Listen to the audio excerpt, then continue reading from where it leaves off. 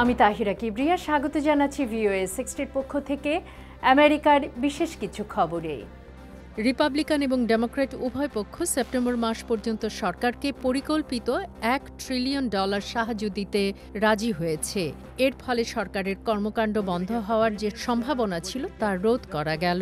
উভয় দলের মধ্যে মধ্যস্থতা হয় এই লক্ষ্যে যে রিপাবলিকানরা প্রতিরক্ষা সহ এবং ডেমোক্র্যাটরা ন্যাশনাল ইনস্টিটিউট অফ হেলথের তহবিলে এবং বছরব্যাপী কলেজ ছাত্রদের অর্থ সাহায্য বাড়াবে।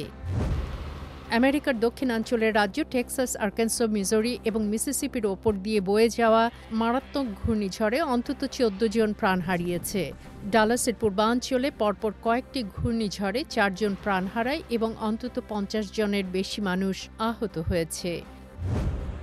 সবশেষে ক্যালিফোর্নিয়া রাজ্যের স্যান ডিয়েগোতে এক বন্দুকধারী অ্যাপার্টমেন্ট কমপ্লেক্সের বাইরে গুলি চালিয়ে একজনকে হত্যা করেছে এবং ওই ঘটনায় আরও 6 জন আহত হয়েছে।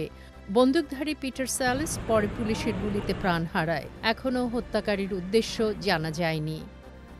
আজ এ পর্যন্তই। আবার দেখা হবে। Tahira Kibria, voice of America.